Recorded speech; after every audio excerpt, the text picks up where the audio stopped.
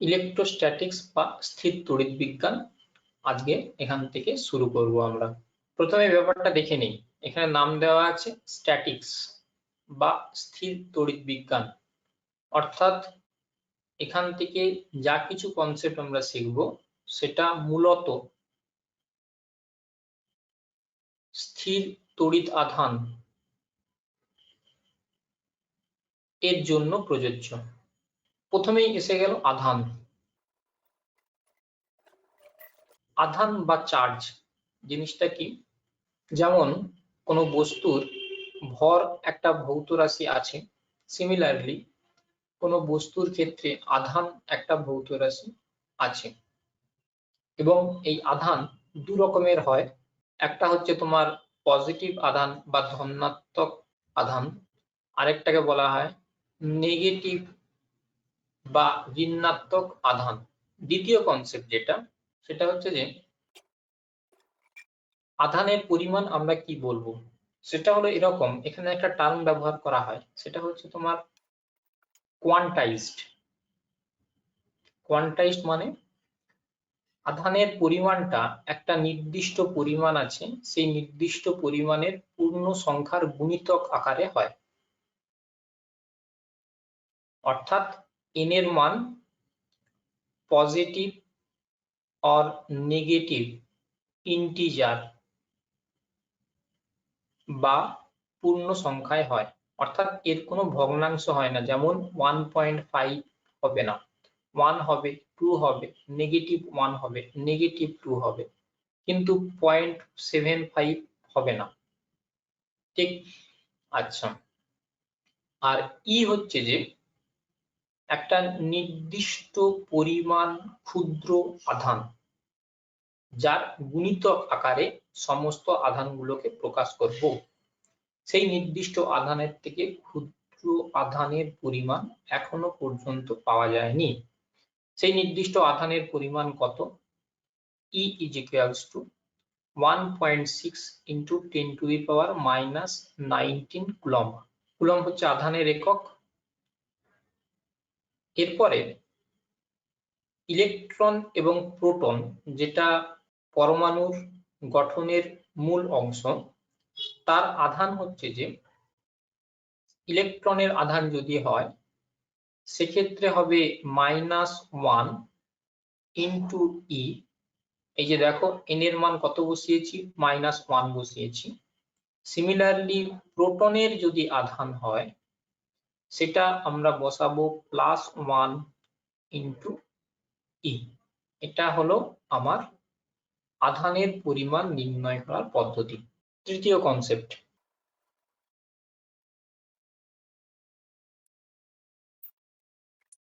আধানের সংরক্ষণ নিয়ম বা কনজারভেশন অফ চার্জ। সংরক্ষণ নিয়ম, এটা আমরা আগেও পড়েছি, যেমন ভরবেগের সংরক্ষণ নিয়ম আর শক্তির সংরক্ষণ নিয়ম।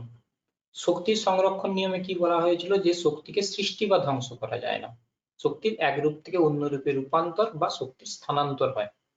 অর্থাৎ যেটা বলা ছিল সেটা এরকম, যে একটা কন্টেনারের মধ্যে একটা নির্দিষ্ট পরিমাণ শক্তি যদি থাকে, ধরো 5 একক শক্তি আছে, সেই পরিমাণটা যদি কমে 4 এককে হয়, তার মানে সেই শক্তিটা ধ্বংস হয়ে যায়নি, সেই শক্তিটা সিস্টেম থেকে বাইরে বেরিয়ে গেছে। সিমিলারলি আধানের ক্ষেত্রেও এই কনসেপ্টটা প্রযোজ্য। কনসেপ্টটা কি? প্রথমেই তোমাকে নিতে হবে একটা বিচ্ছিন্ন সংস্থা, বিচ্ছিন্ন সংস্থা বা আইসোলেটেড সিস্টেম। কি বলা হয়েছে, একটা বিচ্ছিন্ন সংস্থার ক্ষেত্রে কোনো একটা নির্দিষ্ট সময়ে মোট আধানের পরিমাণ যেটা ছিল, একটা নির্দিষ্ট সময় পর আধানের মোট পরিমাণ একই থাকবে। হয়তো ওই সিস্টেমটার মধ্যে যে সাব সিস্টেম আছে তাদের আধানের পরিবর্তন ঘটতে পারে। কিরকম? আগে ছিল এটাতে 5, এটাতে 5 একক, বর্তমানে এটাতে 6 হয়ে গেছে, এটাতে 4 হয়ে গেছে, কিন্তু এই সিস্টেমটাতে আগে ছিল 10 একক আধান, বর্তমানেও 10 একক আধান আছে, কিন্তু পরিমাণটা চেঞ্জ হয়ে গেছে। এরকমও হতে পারে বর্তমানে আছে 15 আর -5, দেখো মোট আধানের পরিমাণ এখনো 10 এককই আছে। তাহলে কি দাঁড়ালো সূত্রটা? একটা বিচ্ছিন্ন সংস্থার ক্ষেত্রে মোট আধানের পরিমাণ সর্বদা ধ্রুবক থাকে। তাদের আধানের সংস্থার মধ্যে যে সমস্ত ছোট ছোট সংস্থা বা সাবসিস্টেম আছে তাদের মধ্যে আধানের আদান প্রদান হয়ে পরিমাণটা পরিবর্তন হতে পারে, কিন্তু পুরো সংস্থাটার মোট আধানের পরিমাণ সর্বদা একই থাকবে। এটাই হচ্ছে আধানের সংরক্ষণ নিয়ম এবং এটা একটা গুরুত্বপূর্ণ সিদ্ধান্ত। এরপরে এই যে একটা আধানের সাথে অন্য আধান যখন একসাথে রাখা হচ্ছে মোট আধানের পরিমাণ কতটা হবে সেটা আমরা ক্যালকুলেশন করব কিভাবে। আমি আগে আধানের পরিমাণ কতটা সেটা কিভাবে প্রকাশ করতে হয় সেটা লিখেছি। একটা সংস্থায় ধরো প্রথমে 10 একক আধান ছিল, কিছুক্ষণ বাদে ওই সংস্থাটা থেকে 5 একক আধান বাইরে বের করে নিলাম, তাহলে বর্তমানে এর পরিমাণ কতটা হবে। তো সেই সমস্ত কাজ কারবার করার জন্য আমরা যে সূত্রটা ব্যবহার করব সেটা হচ্ছে সিম্পল বীজগাণিতিক যোগ করব বা অ্যালজেব্রিক সাম করব। এখানে যেমন ধরো এই যে সংস্থাটা যে আছে 10 একক, 10 একক থেকে 5 একক বেরিয়ে গেল, তার মানে কি হলো 10 - 5, অর্থাৎ 5 একক পড়ে আছে।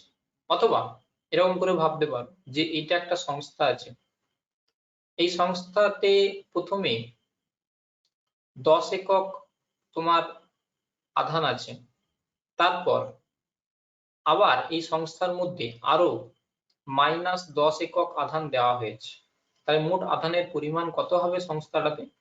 10 প্লাস মাইনাস অফ 10 = 0, অর্থাৎ যা কিছু করব আমরা বীজগাণিতিক যোগের মাধ্যমে আধানের পরিমাণটা নির্ণয় করব। এরপরের কনসেপ্ট সেটা হলো এর একক বা ইউনিট। আধানের একক সিজিএস পদ্ধতিতে ইএসইউ, আর এসআই পদ্ধতিতে এর একক হচ্ছে যে কুলম্ব। এইটা হলো আধান সম্বন্ধে আমাদের পুরো কনসেপ্ট। এরপরে আসছি কুলম্বের সূত্র বা কুলম্বস ল। কতগুলো গুরুত্বপূর্ণ কনসেপ্ট আছে, কি কি? বিন্দু আধান, অর্থাৎ আধান দুটো কিন্তু বিন্দু আধান হতে হবে, বা পুরো আধানটা একটা স্পেসের একটা নির্দিষ্ট অঞ্চল জুড়ে ডিস্ট্রিবিউট না হয়ে একটা পয়েন্টে সীমাবদ্ধ আছে, এরকম আধানকে আমরা বলবো বিন্দু আধান। দুটো বিন্দু আধান পরস্পর থেকে যদি r দূরত্বে থাকে এবং সেই আধান দুটোর পরিমাণ q1 এবং q2 যদি হয়, তাহলে তাদের মধ্যে যে বল ক্রিয়াশীল হবে সেই বলের পরিমাণ হবে এরকম,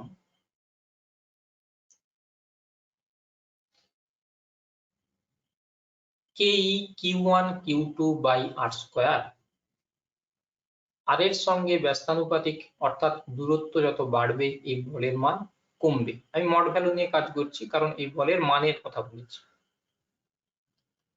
এবং কিউ আধানের মান যত বাড়বে তত এই বলের মান বাড়তে থাকবে।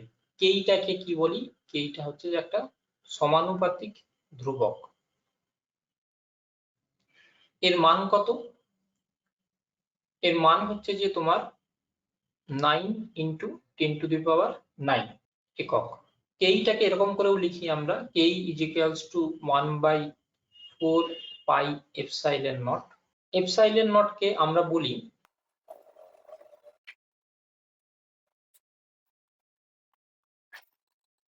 শূন্য মাধ্যমের তড়িৎভেদ্যতা বা ইলেকট্রিক পারমিটিভিটি, যদি এই আধান দুটো শূন্য মাধ্যমে থাকে, শূন্য মাধ্যমে বা বায়ু মাধ্যমে। ধরো এই পুরো ব্যবস্থাটা ফিক্সড আছে, কিন্তু একে কোনো একটা মাধ্যম, ধরো জলের মধ্যে ডুবিয়ে দিলাম, তাহলে সেক্ষেত্রে সমীকরণটা কিরকম হবে?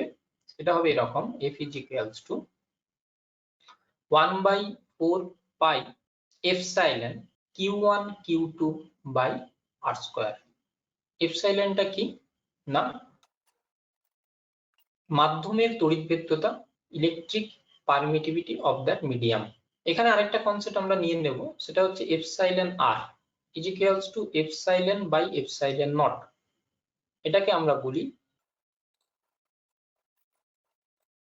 আপেক্ষিক তড়িৎভেদ্যতা বা রিলেটিভ পারমিটিভিটি। শূন্য মাধ্যমের সাপেক্ষে কোনো একটা মাধ্যমে যে তড়িৎভেদ্যতা হবে সেটাকে আমরা বলবো ওই মাধ্যমের আপেক্ষিক তড়িৎভেদ্যতা, বা পরবর্তীকালে এটাকেই আমরা বলবো পরাবৈদ্যুতিক ধ্রুবক। দেখো, বল হচ্ছে একটা ভেক্টর রাশি। এতক্ষণ পর্যন্ত যেটা বলেছিলাম সেটা হচ্ছে বলের মান। তাহলে এই যে বলকে যদি ভেক্টর আকারে প্রকাশ করি তাহলে সমীকরণটা কিরকম দাঁড়াবে, সেই জন্য আমাকে প্রথমে একটা কোঅর্ডিনেট ফ্রেম নিতে হবে। এই কোঅর্ডিনেট ফ্রেমের রেসপেক্টে দুটো চার্জ আছে, ধরো এটা হচ্ছে q1 চার্জ আর এটা হচ্ছে q2 চার্জ। q1 চার্জের যে পজিশন ভেক্টর আছে সেটাকে আমি লিখছি r1 ভেক্টর, q2 চার্জের যে পজিশন ভেক্টর আছে সেটাকে আমি লিখছি r2 ভেক্টর। আরেকটা জিনিস লিখছি, একটু দেখো ছবি দেখে, এই যে ভেক্টরটা আমরা আঁকলাম এটাকে আমি লিখছি r21। কেন লিখলাম? আমরা জানি আপেক্ষিক গতি থেকে আমরা পড়ে নিয়েছি কি r21 is equals to r2 minus r1। তাহলে r21 এর সাথে r1 যোগ করলে r2 পাবো। তাহলে দেখো r2 vector is equals to r1 plus r21। এটাকে কিভাবে পড়বো? 2 2 from 1 or from 1 to 2। এই জায়গাটা একটু মাথায় রাখবে, 2 2 from 1। কেন বলছি? যদি আমি ভেক্টরটাকে এরকম করে লিখি r12, অর্থাৎ কি দাঁড়াচ্ছে r21 from 2, তখন তোমার r21 1 এর দিকে from 2 উল্টে যাবে। কি দাঁড়ালো তাহলে? r12 is equals to minus of r21। এটা একটা কনসেপ্ট আমরা পেয়ে গেলাম। এখন কুলম্বের সূত্রটাকে আমাকে ভেক্টর আকারে লিখতে হবে। কিভাবে লিখছি একটু লক্ষ্য করো, f vector equals to K constant term ছিল q1 q2 by r of 21 এর হোল স্কয়ার, r of 21 এর ক্যাপ, আর এখানে আমরা লিখবো f। এটাকে কি লিখবো? এটাকে এরকম করে আমরা বলবো f on to due to 1। তার মানে কি দাঁড়াচ্ছে পুরো ইকুয়েশন? প্রথমটার জন্য দ্বিতীয়ের উপর প্রযুক্ত বলের পরিমাণ হবে q1 q2 বাই r21 এর হোল স্কয়ার ইনটু এদিক বরাবর একক vector.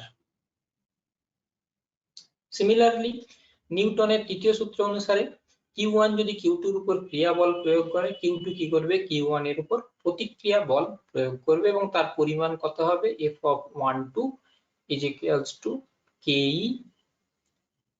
q1 q2 by r of 12 এর হোল স্কয়ার, r of 12 এর ক্যাপ। এবং তৃতীয় সূত্র আমাকে কি বলেছে? তৃতীয় সূত্র আমাকে বলেছে যে f of 12 is equals to f of 21 হবে। দেখা যাক, এখান থেকে আমরা বলতে পারি r of 12 এর cap is equals to minus of r of 21 এর ক্যাপ। অর্থাৎ এই ইকুয়েশনটাকে আমি লিখছি কেই Q1 Q2 by R of 1 2 এর জায়গায় 2 1 লিখে নিতে পারবো, R অফ 2 1 এর স্কয়ার আর মাইনাস অফ R অফ 2 1 এর ক্যাপ। মাইনাস সাইন বেরিয়ে গেলে যেটা পড়ে থাকে সেটা f অফ 2 1 এর মতো দেখতে, অর্থাৎ মাইনাস অফ f অফ 2 1। দেখো নিউটনের তৃতীয় সূত্র প্রমাণ হয়ে গেল। তাহলে আমরা এখানেও নিউটনের তৃতীয় সূত্র ব্যবহার করতে পারি, এবং এটা হলো ভেক্টর আকারের রূপ। আমরা যখন প্রবলেম করব তখন এই কনসেপ্টটা একটু কম ব্যবহার করব। যেটা আমরা করি সেটা হচ্ছে এরকম, এটা Q1 আধান, এটা Q2 আধান, এটা A বিন্দু, এটা B বিন্দু। Q এর জন্য Q1 এর জন্য Q2 এর উপর প্রযুক্ত বল যদি এদিকে হয়, তাহলে আমরা এরকম করে লিখব যে F এর পরিমাণ দাঁড়াবে KE Q1 Q2 বাই এটার মধ্যে দূরত্ব R এর হোল স্কয়ার, এবং অভিমুখটাকে আমি সাইডে এরকম করে লিখে দেব AB বরাবর। অবশ্যই একটা কথা মাথায় রাখবে, প্রচুর ভুল করে স্টুডেন্টরা, সেটা হচ্ছে যে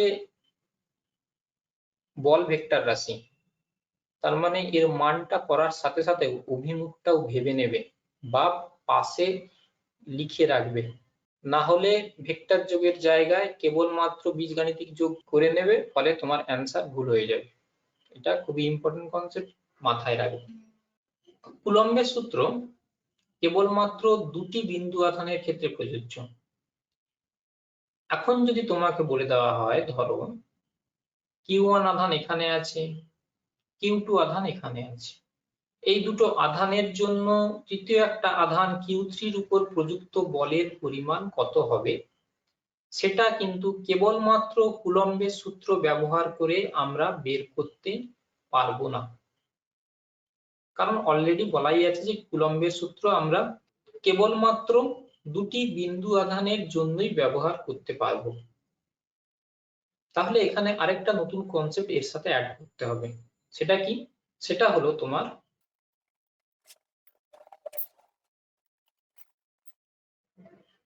উপরিপাতনের নীতি বা সুপারপজিশন প্রিন্সিপাল। উপরিপাতনের নীতিটা কিন্তু তোমরা তরঙ্গে পড়েছো, মহাকর্ষ চ্যাপ্টারে পড়েছো, ঠিক আছে? তো নীতিটা কি? ধরো তোমার Q1 আধান এখানে আছে, Q2 আধান এখানে আছে, এই দুটো আধানের জন্য Q3 এখানে আছে, যার উপর প্রযুক্ত বলের পরিমাণটা বের করতে হবে। সেই জন্য তুমি কি করবে, প্রথমে Q1 এর পরিমাণ Q2 এই আধানটা নেই ধরে নেবে, অর্থাৎ প্রথমে ধরে নেবে Q1 আধান আছে আর Q3 আধান আছে, বিন্দু আধান। ফলে এই দুটো আধানের জন্য প্রযুক্ত বলের পরিমাণ কতটা হবে সেটা প্রথমে আমরা বের করে নিই। সেই পরিমাণটা কত হবে? F on 3 due to 1 equals to KE Q1 Q3 by R 2 3 from 1 এর হোল স্কয়ার। অভিমুখ R 2 3 1 বরাবর। সিমিলারলি কিছুক্ষণের জন্য ভাবো যে প্রথম আধানটা নেই, দ্বিতীয় আধানটা আছে এবং তৃতীয় আধান আছে, অর্থাৎ এই দুটো আধানের জন্য প্রযুক্ত বলের সমীকরণ কুলম্বের সূত্র ব্যবহার করে কি পাই, সেটা হচ্ছে যে F on 3 due to 2 equals to KE Q2 Q3 by R 2 3 from 2 whole square into R 2 3 from 2 cap। এইবার এখন দুটো আধানকেই অন করে দাও, অর্থাৎ দুজন আধান যদি থাকে তাহলে সেক্ষেত্রে উপরিপাতনের নীতি বলছে যে এই দুটোকে ভেক্টর যোগ করে দাও, যোগ করে দিলে তার যে লব্ধি পরিমাণটা হবে সেটাই হবে Q3 এর উপর প্রযুক্ত মোট বল, সেটা হবে F on 3 is equals to F on 3 due to 1 plus F on 3 due to 2।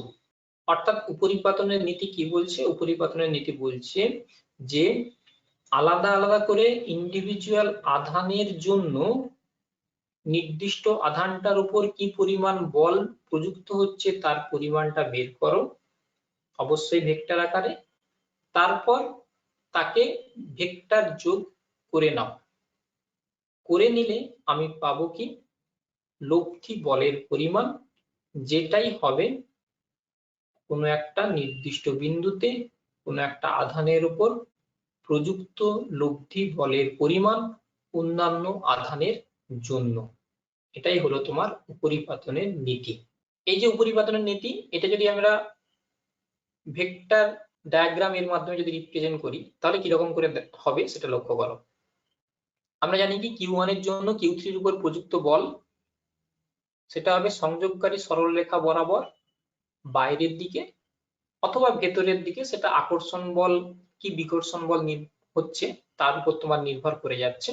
তো আমি এখানে ধরছি যে দুটোই পজিটিভ চার্জ যার জন্য বাইরের দিকে হয়েছে এবং তার পরিমাণটা হচ্ছে যে F of 3 on 3 due to 1।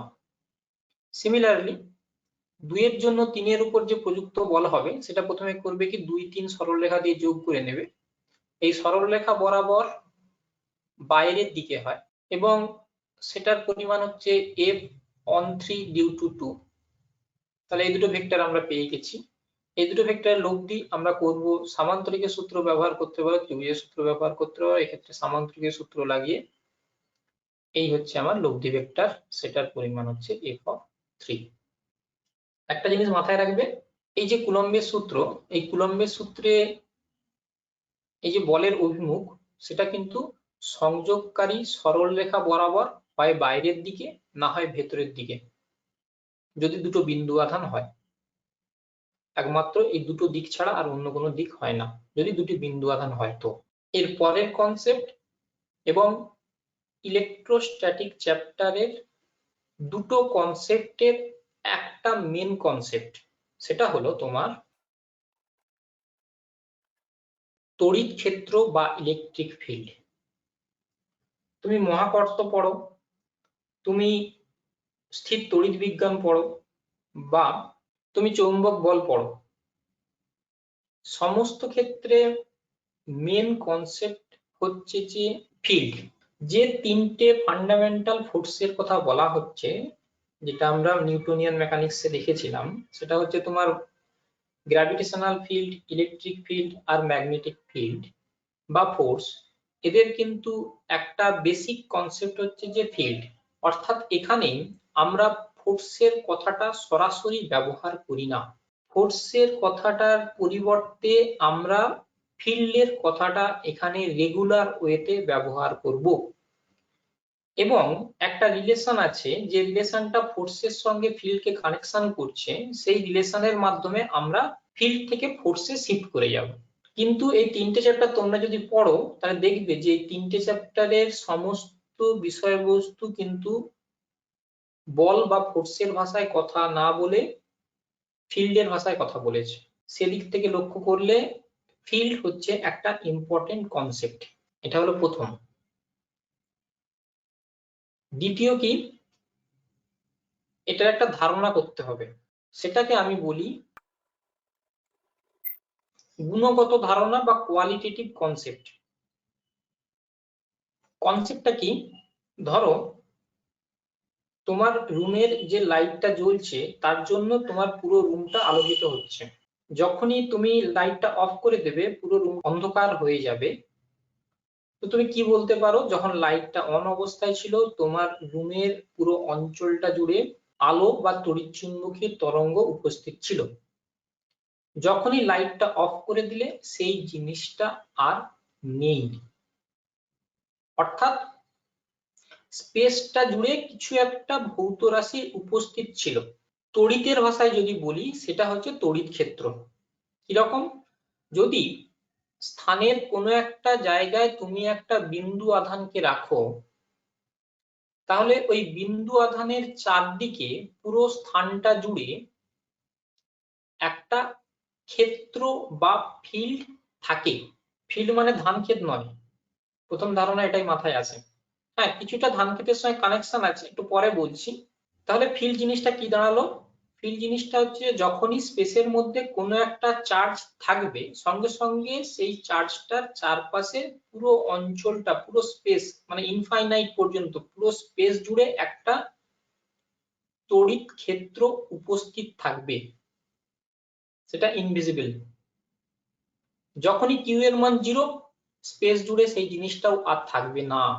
সেই যে জিনিসটা উপস্থিত আছে সেই জিনিসটাকেই আমরা বলবো ফিল্ড। তো এটাকে এরকম ভাবে বলি যে এই যে কিউ আধানের থাকার জন্য এই কিউ এর চারদিকে পুরো অঞ্চল জুড়ে ইলেকট্রিক ফিল্ড রয়েছে বা তড়িৎ ক্ষেত্র রয়েছে। যখনই কিউ এর মান 0 হয়ে যাবে, সঙ্গে সঙ্গে পুরো অঞ্চল জুড়ে যে জিনিসটা উপস্থিত ছিল তড়িৎ ক্ষেত্র, সেটা শূন্য হয়ে যাবে। এটা হলো তোমার গুণগত সংজ্ঞা। এর পরের কনসেপ্ট আসছি, সেটা হলো তোমার পরিমাণগত বা কোয়ান্টিটেটিভ ডেফিনেশন বা সংজ্ঞা। আর এটাই তোমরা পরীক্ষায় লিখবে। গুণগতটা কেবলমাত্র বোঝার জন্য যে জিনিসটা কি অ্যাকচুয়ালি, রিয়েলিটিতে জিনিসটা কি। পরিমাণগত জিনিসটা কিরকম ভাবে ডিফাইন করব আমরা, সেটা হচ্ছে যে ধরো স্পেসের কোনো একটা জায়গায় ক্যাপিটাল কিউ পরিমাণ চার্জ আছে। যখনই চার্জ আছে, সঙ্গে সঙ্গে তার চারদিকে একটা ফিল্ড তৈরি হয়ে গেছে।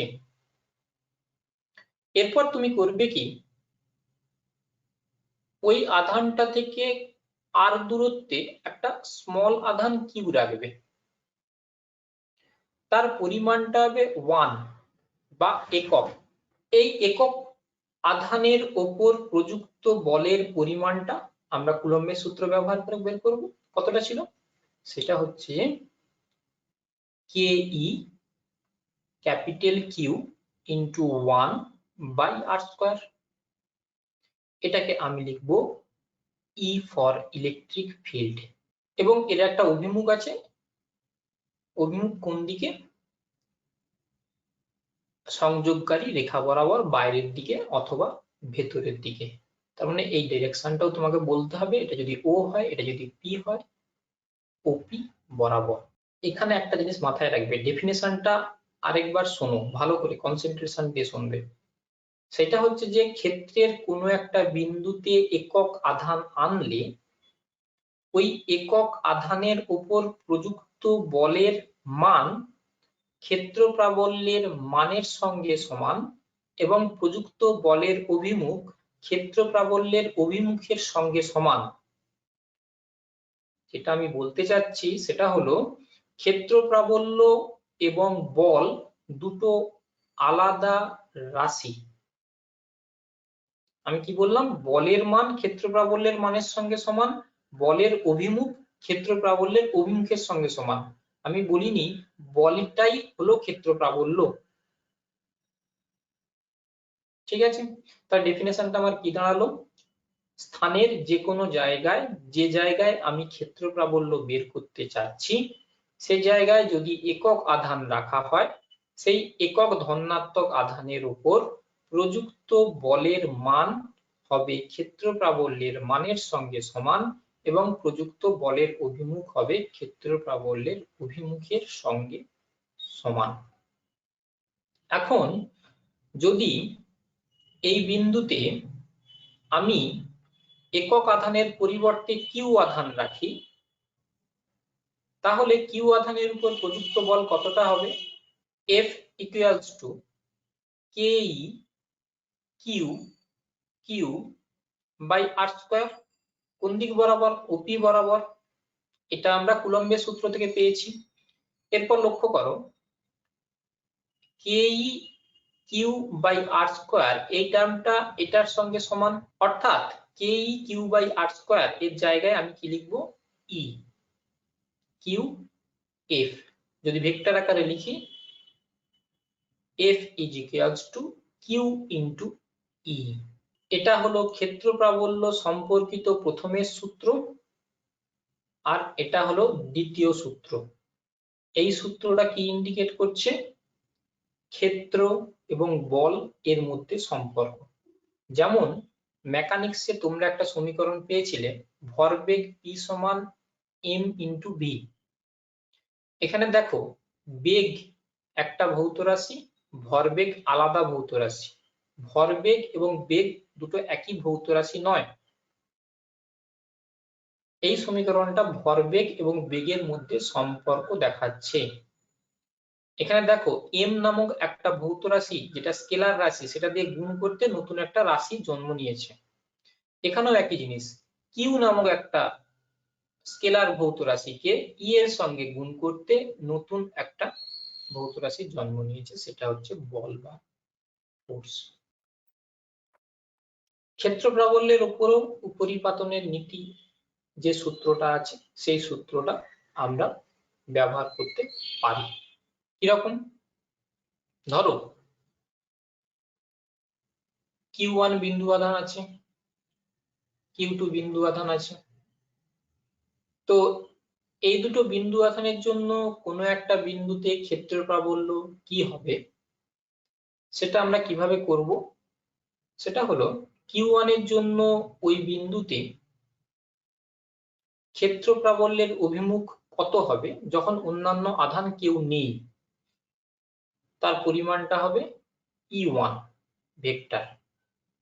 সিমিলারলি Q2 আধানের জন্য ওই বিন্দুতে ক্ষেত্র প্রাবল্যের পরিমাণটা কত হবে, সেটা যদি E2 হয়, তাহলে Q1 Q2 কে যদি অন করে দাও, মানে দুজনে যদি একসাথে থাকে, সেক্ষেত্রে ওই বিন্দুতে ক্ষেত্র প্রাবল্যের মোট পরিমাণ হবে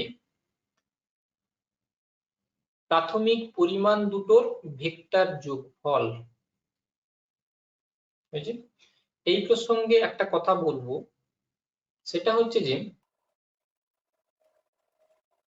আধান বন্টন বা চার্জ ডিস্ট্রিবিউশন, অর্থাৎ আধানটা স্পেসের মধ্যে কিভাবে ডিস্ট্রিবিউট করা আছে বা বন্টন করা আছে, সেটা অনুযায়ী আমরা আধান বন্টনকে দুভাগে ভাগ করব। একটা হলো বিচ্ছিন্ন আধান বন্টন বা ডিসক্রিট ডিস্ট্রিবিউশন, আরেকটাকে বলি নিরবিচ্ছিন্ন আধান বন্টন বা কন্টিনিউয়াস চার্জ ডিস্ট্রিবিউশন। যখন কোনো আধান একটা নির্দিষ্ট দূরত্ব অন্তর ছাড়া ছাড়া থাকবে, সেই ধরনের আধান বন্টনকে আমরা বলবো বিচ্ছিন্ন আধান বন্টন বা ডিসক্রিট ডিস্ট্রিবিউশন। আর যখন একটা আধান বা একটা নির্দিষ্ট অঞ্চল জুড়ে আধানটা বন্টিত হবে এবং তাদের মধ্যে কোনো রকম কোনো গ্যাপ থাকবে না বা স্পেস থাকবে না, তখন সেই বন্টনকে আমরা বলবো নিরবিচ্ছিন্ন বন্টন। যদি বিচ্ছিন্ন বন্টন হয়, তাহলে সেক্ষেত্রে আমরা সামেশন ওভার লাগাবো কনসেপ্ট, কেবলমাত্র যোগ। আর যদি নিরবিচ্ছিন্ন বন্টন হয়, সেক্ষেত্রে আমরা ইন্টিগ্রেশন এর কনসেপ্ট লাগাবো, সেটা হবে এরকম। নিরবিচ্ছিন্ন বন্টনের ক্ষেত্রে উপরিপাতনের নীতির ক্ষেত্রে আমাকে ইন্টিগ্রেশন ব্যবহার করতে হবে। বিচ্ছিন্ন বন্টনের ক্ষেত্রে উপরিপাতনের নীতির ক্ষেত্রে আমাকে সামেশন ওভার এই কনসেপ্টটা লাগাতে হবে।